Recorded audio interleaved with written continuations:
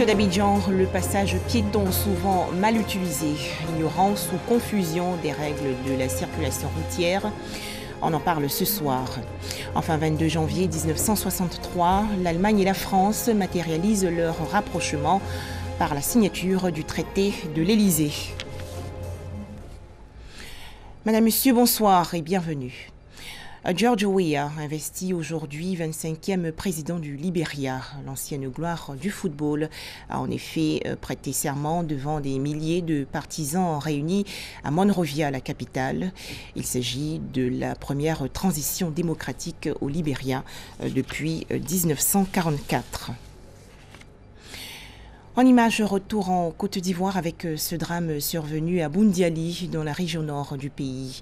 La maison coloniale a été complètement ravagée par le feu. Certaines rumeurs parlent d'une chasse aux rats qui aurait mal tourné, le feu étant utilisé par les chasseurs pour déloger les rongeurs. Un tout autre sujet à présent. Sur la chaussée, ne pas respecter certaines règles élémentaires met directement en péril la vie des autres usagers de la route. Dans le district d'Abidjan, certains automobilistes marquent un temps d'arrêt carrément sur le passage clouté. Il y a aussi des piétons qui ne traversent pas la chaussée en empruntant le passage protégé. Mais ces personnes sont-elles conscientes du danger en ne respectant pas les consignes de sécurité routière? On en parle avec Moussa Konaté. Un véhicule stationné sur les bandes blanches. Cet acte, presque une habitude de certains automobilistes, marquait un arrêt sur cet espace de la chaussée exclusivement réservé aux piétons. C'est admis que le piéton traverse sur les bandes blanches et la voiture qui arrive doit pouvoir s'arrêter pour laisser passer le piéton. Mais malheureusement, les voitures ne s'arrêtent pas avant les bandes blanches. Souvent, les véhicules chevauchent même les bandes blanches. Et le piéton est souvent obligé de contourner la voiture. Beaucoup ne connaissent pas. Il y a l'ignorance qui fait ça. Il y a des choses qu'ils ne connaissent pas, ils ne maîtrisent pas. On n'a pas le droit de venir s'arrêter sur la bande blanche. C'est une bande blanche qui est faite uniquement que pour les piétons. Donc nous, on doit rester à quelques mètres de la bande blanche. Donc si vous voyez des chauffeurs qui viennent s'arrêter, d'autres, ce n'est pas sciemment, mais ce n'est pas parce qu'ils... Non, il y a beaucoup, c'est l'ignorance. Les bandes blanches sont des marquages au sol qui octroient un certain droit de passage aux piétons dans la circulation. À ce carrefour sur le boulevard Valéry Giscard d'Estaing, marcher sur les bandes blanches est une exigence. Des volontaires sont même à la tâche pour l'exécution. Quand les gens veulent traverser, là, nous on est là. Nous on leur dit non, que de ne pas traverser ici où il n'y a pas de bande blanche. Et la bande blanche, c'est pour les piétons. Si tu as traversé où il n'y a pas de bande blanche, on vient de coin. Là, qui a tort? C'est toi qui as tort, tu vois, non? Souvent on a les sifflets. On siffle, on arrête les voitures pour que les gens puissent passer. Visibles ou non, ces signalisations routières sont d'une grande nécessité pour la sécurité des usagers. Mais elles sont inexistantes à certains endroits. Il est très utile qu'on retrace même toutes les bandes même à Abidjan pour faciliter un peu la circulation des piétons et des usagers. On a peur de traverser parce qu'il est dit qu'on doit traverser sur les bandes blanches. Or, il n'y a pas de bandes blanches à ce carrefour. On a eu beaucoup de nouvelles routes, il y a des chaussées qui ont été refaites et tout. Malheureusement, il n'y a pas de bandes blanches, alors que les bandes blanches quand même sont une bonne signalisation pour non seulement nous-mêmes les automobilistes, mais également pour les piétons. Ça fait partie du code de la route et moi je n'imagine pas normalement une route sans les bandes blanches parce que c'est un message, c'est un langage qui nous est donné et donc pour moi c'est plus que nécessaire. La présence des bandes blanches dans la circulation, plus qu'un embellissement de la route, elles doivent être respectées par les piétons et les automobilistes. Vous voyez, quand vous prenez ce cas-là, par exemple, il y a une délimitation qui est faite et c'est là que les véhicules doivent s'arrêter. Même les deux roues doivent également s'arrêter là. L'autre zone est tout à fait réservée pour la traversée des piétons. Par conséquent, voyez-vous, si vous franchissez cette ligne de délimitation et que vous venez sur les bandes blanches, vous êtes en infraction. Lorsque le piéton se trouve sur cet espace, eh bien, il est tout à fait prioritaire. Il est protégé et ça, c'est au nom de la réglementation. Il faut donc faire très attention aux piétons, même là où il n'y a pas de bande blanche, Quand nous voyons un piéton qui s'engage sur la chaussée pour traverser, prenons les dispositions pour ralentir et laisser passer le piéton. Selon l'Office de sécurité routière, plus de 40% des personnes tuées dans les accidents de la route sont des piétons. Parmi ces victimes, 15% sont des enfants. Le respect du code de la route et la discipline dans la circulation demeurent donc essentiels pour éviter des cas de sinistre. Autre actualité, comment promouvoir l'autonomisation des femmes? Cette question était au centre d'une conférence organisée par le Bureau international de la femme et de l'enfant. Les travaux se sont déroulés récemment dans la commune de Cocody. Les explications de Francis Boifo. L'autonomisation des femmes, une lutte permanente. Beaucoup d'entre elles font face à des difficultés liées à la société, telles que la liberté financière, l'influence du conjoint dans le couple. Au niveau de la société, nous notons que la femme est face à des stéréotypes de genre qui la figent dans un rôle et qui limitent ses possibilités et ses capacités d'accès aux ressources, qui limitent ses capacités d'accès aux opportunités, qui limite l'exercice de certains droits, comme le droit de faire et de déterminer ses propres choix. Pour contribuer au réveil de la gente féminine, un panel sur le thème « Promotion, genre et autonomisation de la femme » est initié par le Bureau international de la femme et de l'enfant. Une femme autonome apporte sa contribution au développement de sa structure familiale, mais surtout, elle apporte son leadership, son savoir-faire au plan national. On dit éduquer une femme, c'est éduquer une nation. Être un acteur clé du développement social, c'est le défi que doivent relever les femmes. Il est impérieux que toutes les femmes comprennent qu'il y va de leur propre développement.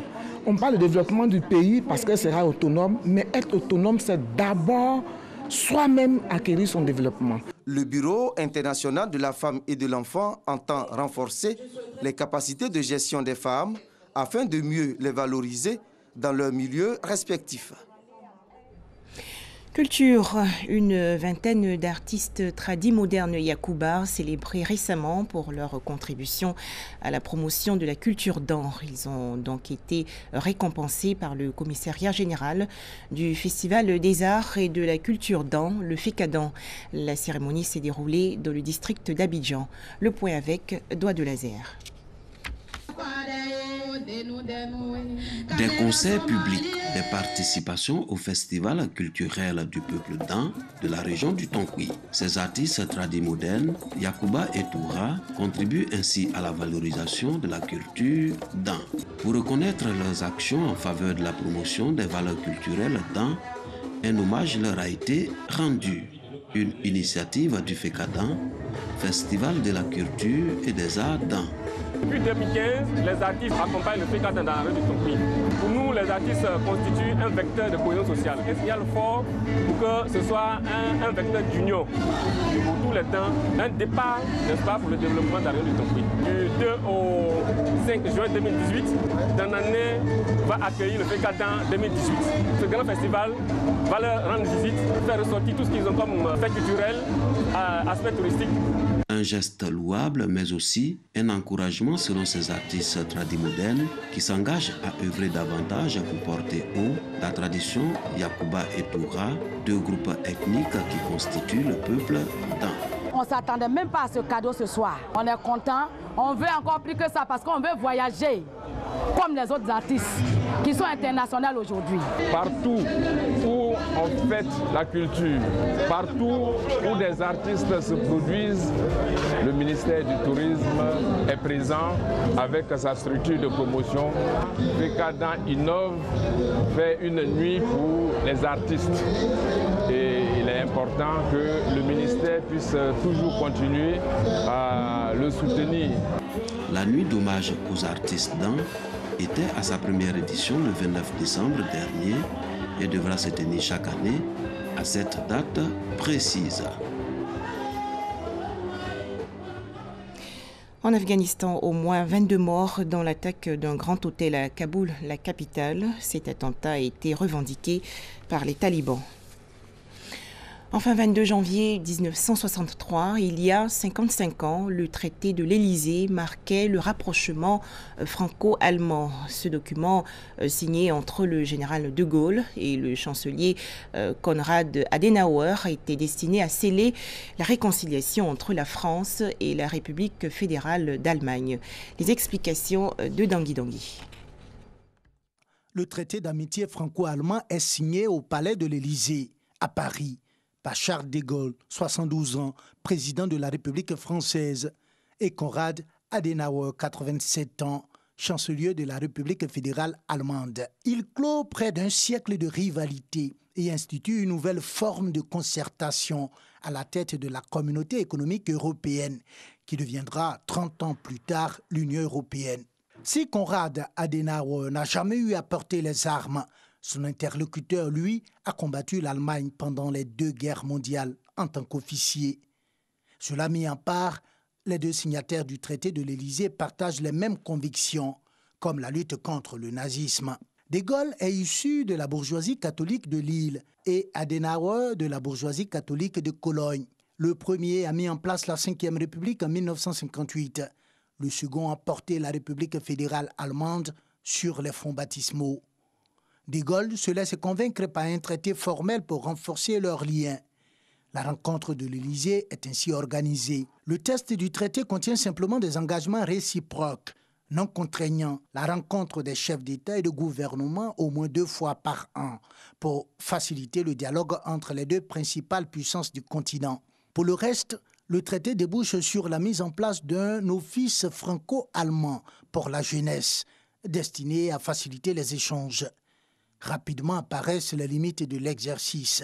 L'Allemagne fédérale, pro-américaine et hostile à l'Union soviétique, ne tolère pas les velléités neutralistes du général de Gaulle. Toutefois, au moment de ratifier le traité le 15 juin 1963, les députés allemands du Bundestag lui ajoutent un préambule qui rappelle leur objectif primordial. Une association étroite entre l'Europe et les États-Unis d'Amérique et une unification de l'Europe en y associant le Royaume-Uni. De Gaulle est en colère, il se voit trahi. Les 2 signataires du traité de l'Élysée font cavalier seuls et s'opposent bien souvent. Dans la guerre de Yougoslavie, Berlin prenant le parti de Zagreb et Paris celui de Belgrade. Dans la guerre de Libye et aussi dans la discussion nucléaire. La relation entre le successeur de Gaulle, Georges Pompidou, et le chancelier Willy Brandt manque de chaleur, même s'il lance de grands projets industriels, notamment Airbus. Valéry Giscard d'Estaing et Helmut Schmid, unis par les mêmes convictions libérales, parrainent le système monétaire européen, précurseur de la monnaie unique, et l'élection du Parlement européen au suffrage universel. Création d'une brigade franco-allemande le 12 janvier 1989 avec 5000 hommes qui participeront au maintien de la paix à Sarajevo en 1996, ainsi que la mise en route du traité de Maastricht et le sacrifice du Deutsche Mark sur l'autel de la monnaie unique. Des actes forts. L'Allemagne réunifiée n'est plus un nain politique, mais ne joue plus tout à fait dans la même catégorie que la France. Cette dernière reste tournée vers le sud et absorbée par ses problèmes sociaux. L'Allemagne, elle, trouve toujours plus de séduction en ses voisins de l'Est, qui lui offrent, à défaut de marché, une main-d'œuvre docile. Et c'est la fin de cette édition. Merci de nous avoir suivis.